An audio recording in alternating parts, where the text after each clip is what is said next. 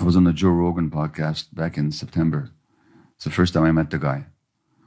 And he was telling me that and you probably know this, he was a martial arts champion, I think in Taekwondo perhaps.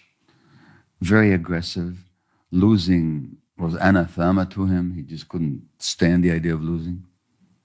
He was aggressive. He was rough in his personal life. And whatever you think of him now and his positions and political opinions, he's gone through quite a transformation. And he's much more open about his emotions, much more willing to be vulnerable, not to be hostile.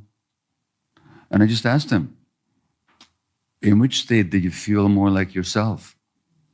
And he says, in this one.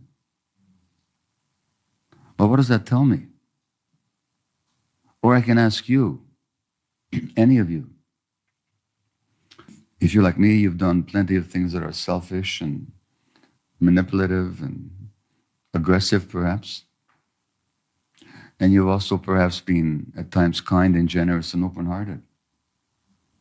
Now if you ask yourself, when do you feel more ease inside yourself? When is your whole nervous system and all your viscera and your body more at home with itself? Or as opposed to tense and on edge?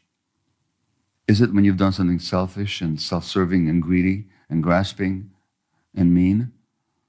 Or is it when you've done something generous and giving and open-hearted? Well, most people will say,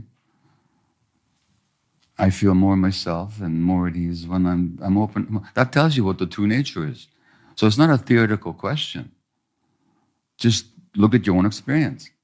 When do you feel more like yourself? And there's your answer. All the spiritual teachers tell us from ancient Hindu times, the Buddha, even before the Buddha, there's the true self, the one that's aware and conscious and open-hearted and loving and so on. And all the spiritual teachings will tell you that. But you don't have to go to the spiritual teachings. Just look at your own experience. And by the way, sorry, why are you even here? Why are you here? Why do you want to hear this stuff? I mean, not that you shouldn't, but why do you want to hear this stuff? Or who is it in you that wants to hear it? Or who is it in you that wants to contribute? Well, there's your true self. But we have another need, which is what I call authenticity. And auto, the self, auto means self, automobile. We have this need to be ourselves. Now, on the most basic level, why do we even need to be ourselves?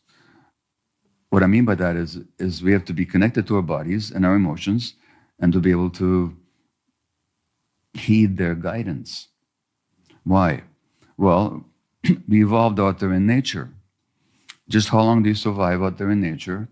How long does any creature survive in nature if they're not connected to their gut feelings? Not very long. So we have this need for authenticity, being connected to ourselves, being able to heed our inner GPS, as it were.